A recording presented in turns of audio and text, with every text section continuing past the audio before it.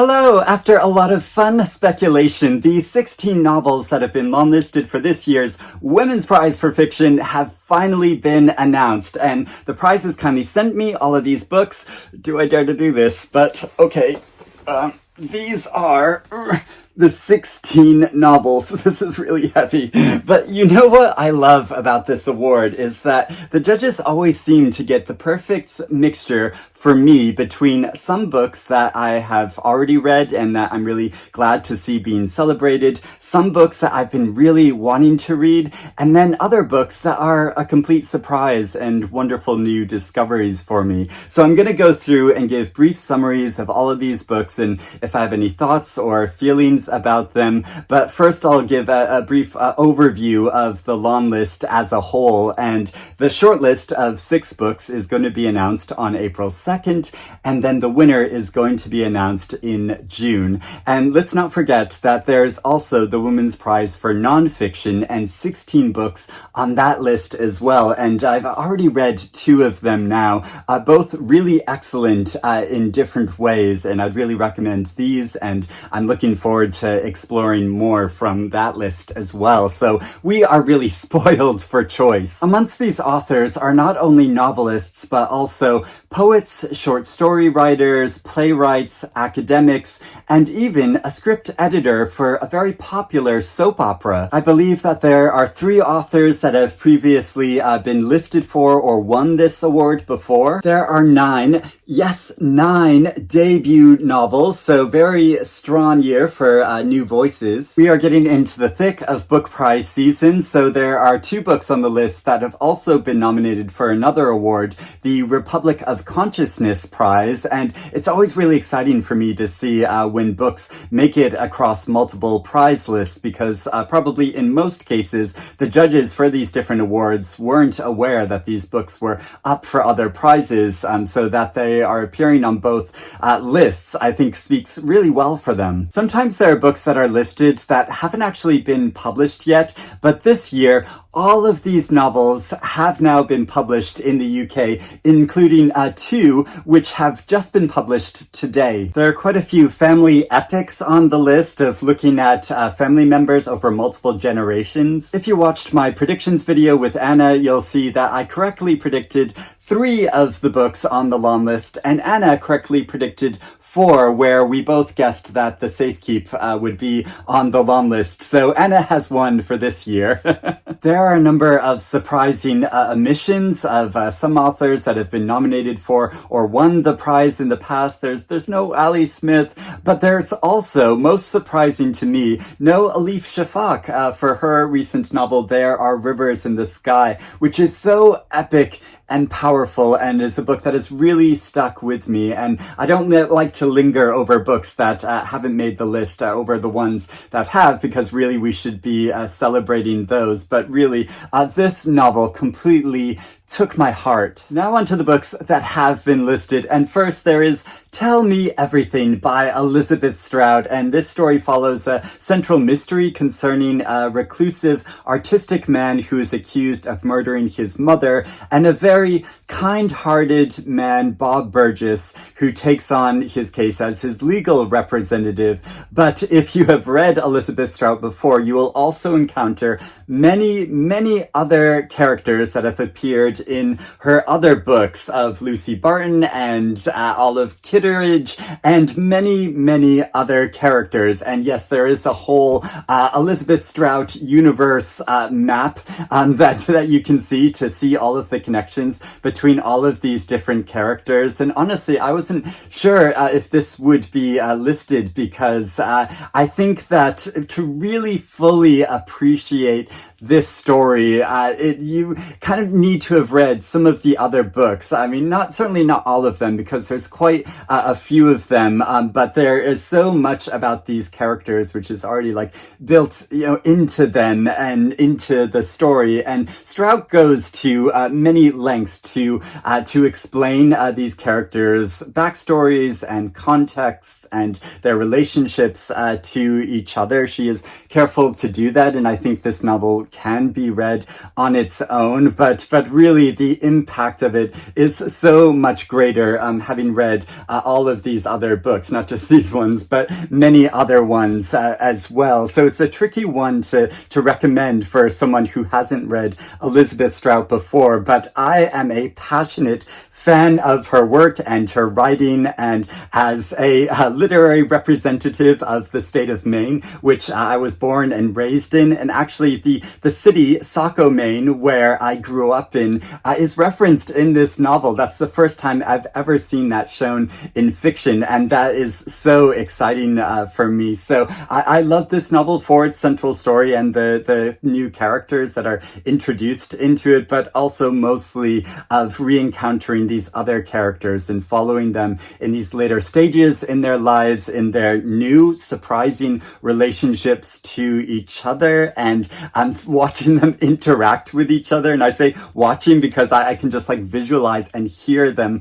so well. And actually, when I read this book, I read the entirety of it aloud to my husband, and we enjoyed it together so much more, like hearing it all aloud like this. And of course I got the chance to do the dialogue and the voices of the different characters. So I have my Lucy Barton voice where I'm like, "Oh, Bob, you're a sin eater, don't you realize?" And then there is Olive Kitteridge, who's a bit more grumpy and is like, "Yeah, Lucy, I don't know what you're talking about there." And then there is good-hearted Bob Burgess, who's saying things like, "Oh, Lucy, why am I such a dumbass?" So those are my voices for the central characters of this book, and the central characters of a number of Elizabeth Strout's writing, and I love them all so much. She handles them with such tenderness and care.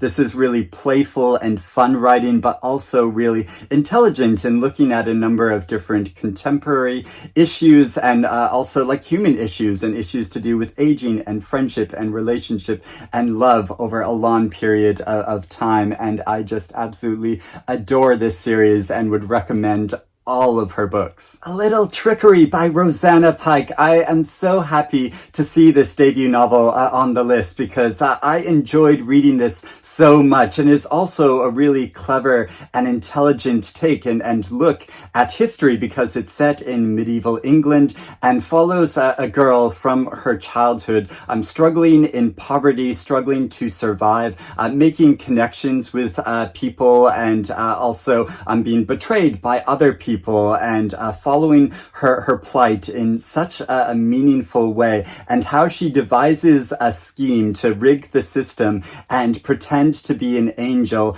in order to get money to escape her, and where she and her friends can escape their circumstances. And it follows her as she joins a kind of circus troupe, and also meets and befriends a gay man. And the narrative also switches to his perspective at some points, and I found it so powerful how it did this, and it gave such a new view of history in this way, and it is just a wonderful read. The Safekeep by Yael van der Wouden. I believe that's how the author's name is pronounced. Correct me if I'm wrong, and I'll keep trying to work on it.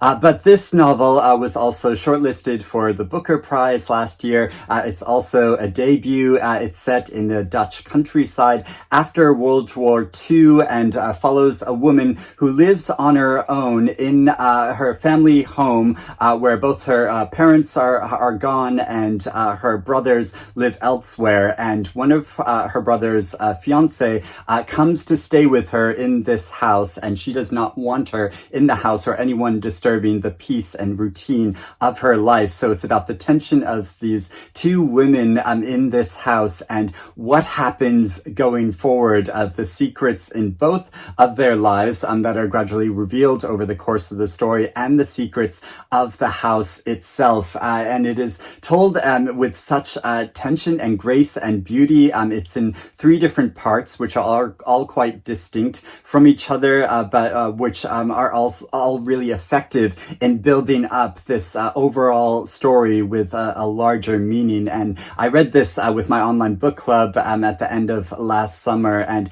it was such a great book, generating so much discussion. Also, I always have to show the inside cover of this. I love the end papers of this UK edition. The Ministry of Time by Kaliane Bradley, and this is a really fun mixture of romance and science fiction and social commentary, because this is set in the near future when time travel, the secrets of time travel have been discovered, and the government has set up this ministry to experiment with it by taking back from the past people who perished, and they bring them into the present to see how they get on and survive. And it follows a woman who has been charged with minding one of these men, Graham Gore, who is a real man from history, who is an Arctic explorer, and he is taken into their present time, and it follows her developing relationship with him, but also the developments and things and secrets that are uncovered over time, and sinister things that are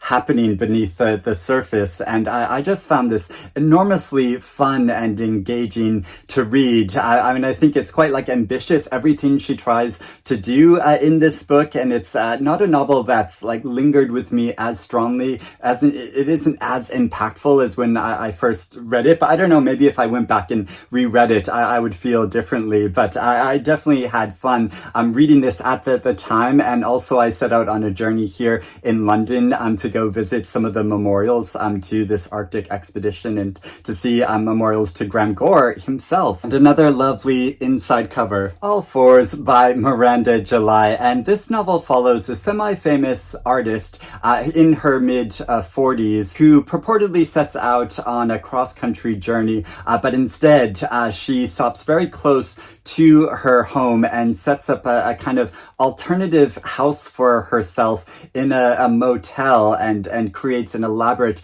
room for herself, like almost as a kind of artistic project, but is really a very personal journey exploring alternative lives and modes of existence that she's not really able to, or feels like she's not really able to fully explore within her own home with her husband and her child. And of course, this will raise lots of different feelings for different readers, I think, depending where you are and what stage of your life you're at. But I think something that Miranda July does so well is balance this seriousness of like big life issues and dealing with these big life issues, but also gently poking fun at them and playing them. And she is able to do this simultaneously, of treat this with absolute seriousness, but also with a kind of playfulness. And I think that's really the joy of all of her work, of not just her writing, but she's also a filmmaker and an actor and visual artist and conceptual artist, and she's such an interesting figure. And I'll be really interested to hear her interview about this book and how it might intersect or diverge with her real life, because I was reading a bit more about her actual life, and the outline of the story of this like quite closely like mirrors her own life. So I'd be really keen to hear that. But I made a video a few months ago where I tried to be very creative in approaching this book, and I'll link it below, but where I wanted to figure out like what would, if Miranda July made a booktube video, what would that look like, and what would that look like if it was also through kind of the lens of Lisa Kudrow in The Comeback. And so I made this kind of this this kind of playful booktube video. I'm trying to imagine that. And I know that this novel has generated lots of different opinions, where some readers have absolutely loved it and some readers really hate it. I mean, this has also been very highly critically acclaimed. So we're going to have so much interesting discussion about this novel. Now on to the novels that I haven't read, but which I'm really keen to read. And first there is Nesting by Roisin O'Donnell. And this story follows a woman who one day decides to leave her husband with her 2 children and start a new life for herself, and the emotional and physical and financial difficulties of doing that and following her journey. It has such a striking and beautiful cover, and yes, there's beautiful end papers as well. And when I first saw this author, I thought, oh, that name sounds familiar, and then I realized that I've read her before. And so there is this anthology from several years ago called The Long Gaze Back, an anthology of Irish women writers, that I absolutely loved reading. This entire book, it introduced me to so many authors I hadn't encountered before, and that I've read other work by them. And one of the final stories in this book is by Roisin O'Donnell, and I really remember that story as a tale that was looking at contemporary Ireland and the changing social and political landscape of it. And I thought it was so striking. So it's so exciting to see that she has her debut novel out now, but she also has a short story collection out called The Wild Quiet. Pardon me, it's just Wild Quiet, not The Wild Quiet. The Artist by Lucy Steeds, and this novel is set in Provence in the 1920s and follows a journalist who goes to visit a reclusive famous artist and spend time with him and get to know his life, but it is also about the secretive niece, I think, of this artist who also lives with him and dwells in the house. And it's about the tension between these 3 characters over a period of time. And I've heard that this novel is very atmospheric in its descriptions and evocation of the emotions of all of these characters and their relationship to each other. And also this novel was endorsed by author Yael van der Wouden on the back. And it's always fun to me when listed authors have endorsed each other's books on the covers. And Wouden says, this is a furiously romantic, sun-drenched mystery about the violent power of good art. The artist will leave you yearning in every sense of the word. Dream Count by Chimamanda Ngozi Adichie, a previous winner of the prize and the winner of winners of the prize. And she is probably the most famous and the most notorious author on this list, because there's been some controversy surrounding Adichie in the past several years in regards to remarks she's made about trans women. And if you aren't aware of this and want to find out more about it, I'll put a link to a recent Guardian interview below, which goes into the history of this. And before I get into the content of this book, I need to state something, and I can't go into a large amount of detail about it because that would make this a much longer video, and it's not the central point of this video. But I need to state that I firmly believe in defending the rights and lives of trans women and trans men, especially at this time in the world. And I also think that before listening to what authors and other public figures have to say about this, we should be listening to the voices of trans women and trans men. I highly recommend that everyone read the book, The Transgender Issue by Shon Faye, which is so intelligent and clever, and how it very sensibly lays out a lot of the issues at stake. And there are many other books by trans authors that are really great, and articles and videos that should be watched and read and listened to. Now with Adichie, it's tricky with her because I don't think that she is intending to spread hate as an author, and Also, I think it's important to also listen to other voices and opinions, because I mean, really, that is part of the point of us reading and discussing literature, is to raise and discuss issues and see other points of view, and then to agree or disagree with them. And Adichie is also an author that I've read in the past. I think she is really interesting in how she explores a whole range of lives and issues through creative storytelling. So I am really eager to read this new book. But I fully understand for a lot of readers, they may choose to read or not read this author, and that is totally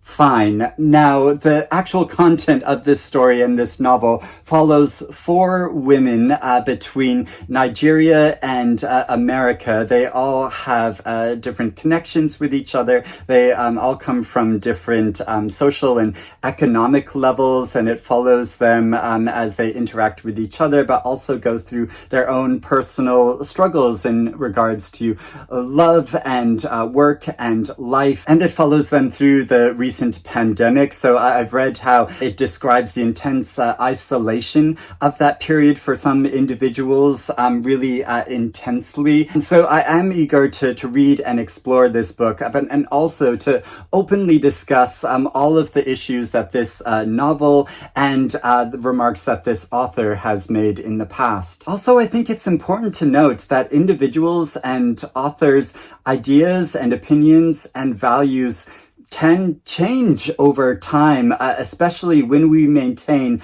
open dialogue and discussion. Crooked Seeds by Karen Jennings. This is an author who has been previously listed for the Booker Prize for her novel In Island, which I loved reading. So I've been really eager to get to this new book by her. And this story follows a woman in post-apartheid South Africa, where her family home has been reclaimed by the government, and then literally family secrets are dug up from the plot of their former property, and this takes an uncomfortable look at her own family's past and the history of this country, but also takes a look at her plight and the changes going on in her own life. Next are a number of novels which I don't think I've heard of before, but which all sound really interesting. So there is Amma by Saraid de Silva, who's a New Zealand author, and this story traces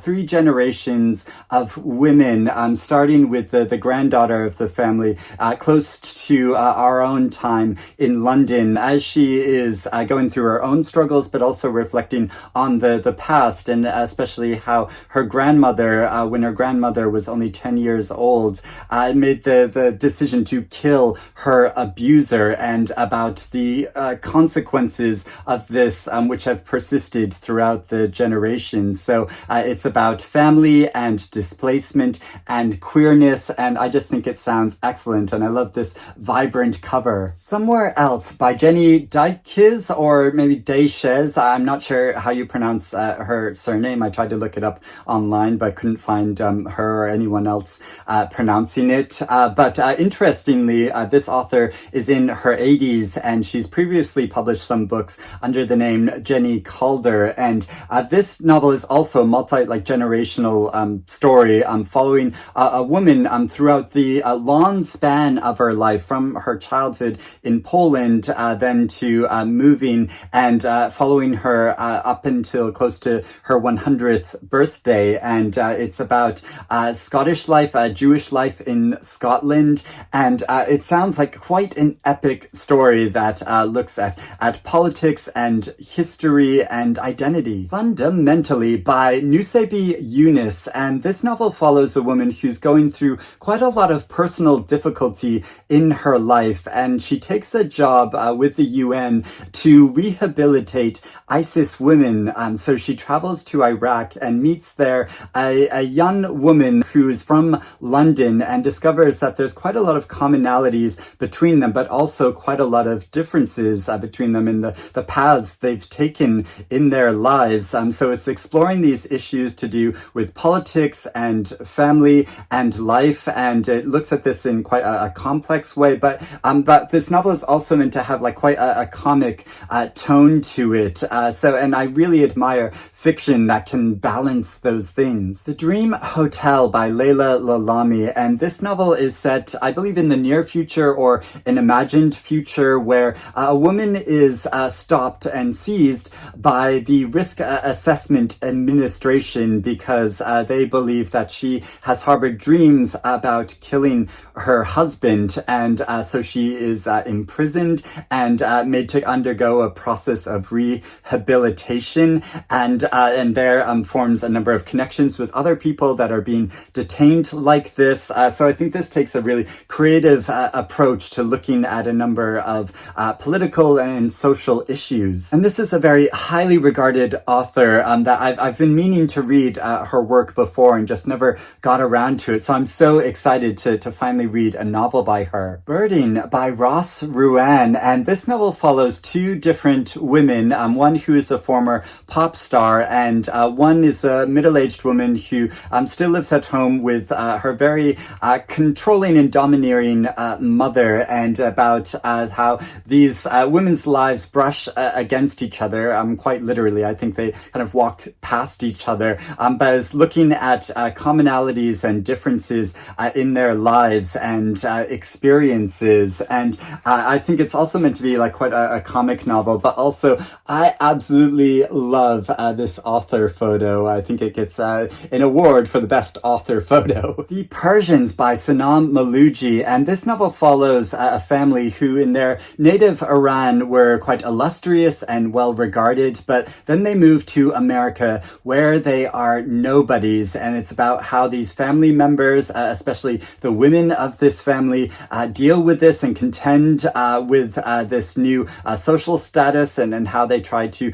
climb the social ladder again. It has a really vibrant and striking cover. And finally, there is Good Girl by Aria Aber, and this story follows a young woman who is born in Germany to Afghan parents and how she goes on a process of self-discovery. And where better to do that but Berlin, where she gets involved with sex and drugs and the messy fallout of that, but how she is trying to figure things out, both in her own life, but within the context of the society around her. And I've read that this is a very compelling and engaging read, and the author Kaveh Akbar, whose book I loved, says, in Good Girl, the bass beat is still full in your chest. Seldom has the scald of shame felt so vivid, so load-bearing, so eviscerating. So those are all of the books on the long list. As I said, we're really spoiled for choice, and I would love to hear in the comments below